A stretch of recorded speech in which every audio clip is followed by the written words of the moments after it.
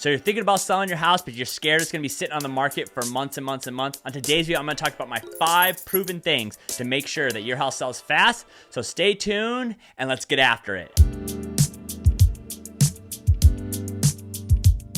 Hey, what's up, everyone? Adam Schwartz here. If this is your first time to my channel, every single week I drop videos about buying and selling real estate. So make sure you hit that subscribe button, also hit that bell button. And remember, if you want to jump on a one-on-one call with me, click down below, hop on my schedule. I love to talk to you about how we can reach your goals in 2025. So we're talking about the 5 things we can do to sell your house fast, because there's nothing worse that I've noticed when sellers put their house on the market, they freak out when their house isn't selling one day. Just so everyone knows, the days of houses selling in one day are gone. It can happen, but that means you price really, really low. They don't happen that often anymore, so just sit back and relax. Your house can still sell in any market, and in the market we're in right now is not bad. Obviously, every area is different. Out here in Riverside, where we are located at, we're still seeing things sell 10 days, 12 days, 15 days. It is happening. Obviously, outside of Southern California, there are some places that are seeing a bigger slowdown and price drops than that. But for us, we're kind of seeing prices just flatten out. So the first thing you got to think about is obviously price. Price is the number one thing when it comes to selling your house. Buyers will not overpay for your house. With rates being at 7% and more inventory hitting the market, if you overprice your house, it will not sell.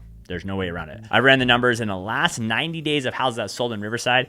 After 21 days, you have a 63% chance selling below asking price and only a 20% chance of selling above asking price. And that's the big drop off we see. So at 21 days, if we have not sold your house, the chances of selling at asking price or above is less than 40%. It is what it is. So price is very important. So it's always important to price correctly, because as you sit on the market longer, less buyers are coming to look. And when less buyers come on to look, more buyers know I can write a louder offer. The second thing we're talking about is professional photography. 95% of people look at a house online at the photos before they go look in person. Only 5% of people do not look at a house before it goes online. And I bet you what, in another 10 years, it's gonna be 100%. Unless you're driving by, even if you're driving by, I think most people can look up on their phone really quick, check out Zillow, see if they wanna walk in. And so it's really important that your professional photography is done right, in the right lighting. There's a little bit of stage work, moving stuff around to make sure that every shot looks great.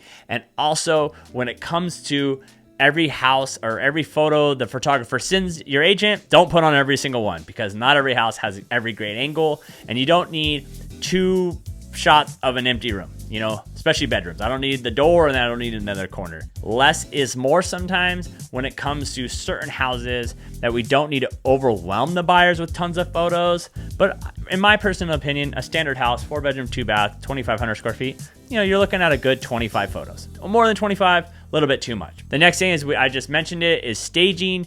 And a lot of people think like, oh, we're gonna bring in a professional stager. In my personal opinion, staging is very expensive. So when I tell my clients, hey, we need to start staging your house, it doesn't mean we're gonna bring all new furniture in. We're gonna try to work with what we got. And what I mean by that is, if you have that big old clunky chair that's your dad's favorite chair, and we need to take it out to make that room feel bigger for photos, and we'll probably take it back out for open houses, that's what we're gonna do. Or maybe we need to add a few pillows for a bed, or swap out a blanket, or take less stuff off a counter, or declutter a desk that's in the living room. Things like that is what I mean by staging, because what people don't realize, to rent furniture for a whole month, some places cost $5,000 for one room. So it's very important for us to just bring in and move stuff around to stage your house a little bit better. 44% of buyer agents state that their clients liked the house more when it felt like it was staged. So just kind of think about that. And it really helps out about 1 to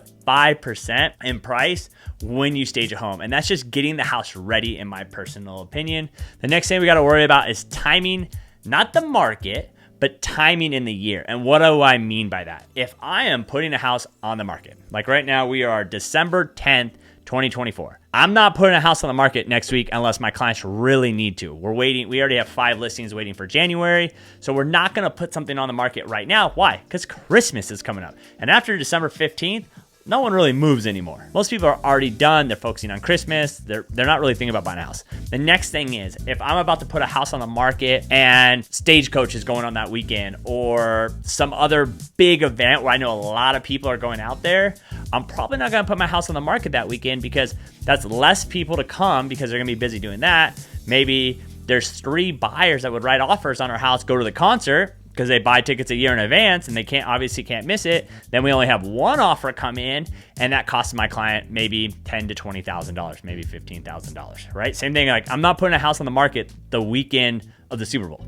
Just not doing it. So there's no way to time the market, but you should be timing when you're putting a house on the market. And people might think like, well, that's obvious. Like, yeah, obvious. Well, if it's going to pour down rain that weekend, I'm not putting your house on the market. If it's in the summertime and it's going to be 110, I'm not putting your house on the market. We're going to move that around, and that is to benefit the client, to get most eyes in the property as possible. The next thing is working with an agent.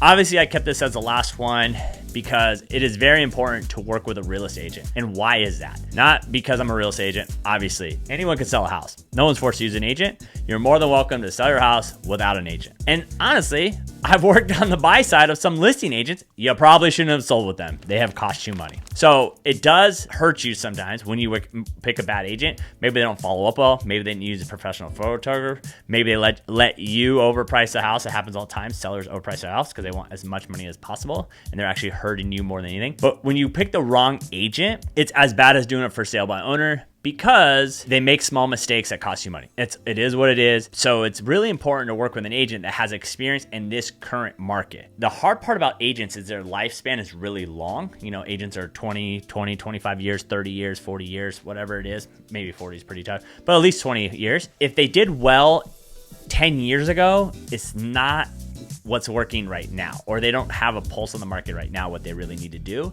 And having a pulse on the market and knowing how hard to push a buyer's agent, and knowing like, oh, I can get more out of these people, that's really important this day and age. It's knowing how to basically play poker against the other side. And so not having an agent, one, you're trying to do it yourself, you've never done this before, is tough, especially when it's not just price. You have requests for repairs, you have contingencies, you have all these other things. And then the second thing is not working with an agent that currently knows what's going on in the current market to kind of hurt you because they don't really know what's going on. And really, you can look at stats, you look at numbers, you can look at all those things. But to be honest, you don't really know what's going on in the market unless you're doing deals. When you're doing deals, you have a pulse on the market. I can feel when I put a house on the market and we only have 5 showings and I thought we'd have 20. Or we put a house on the market, I thought, maybe we got 1-2 offers and we have 6 offers, or we have 20 showings, or I had 5 groups from an open house when I really thought we'd get 20 groups. And so being in the market every day is really how you get a pulse on it, not just looking at charts. So hope this video helps. If you're thinking about selling your house, not if you think about selling fast or thinking about selling now or 6 months or in a year or 5 years, you want to talk about selling a property or even buying a property. Obviously, you're here for both. Click the link below, hop on a call with me. It's free. No hassle. We're not here to push. We're not here to lock you in. We're here to help you, educate you, and put things forward for you so you can reach your real estate goals in 2025. We're here to help you. So click that link below, set up a call. And until next time, guys, peace.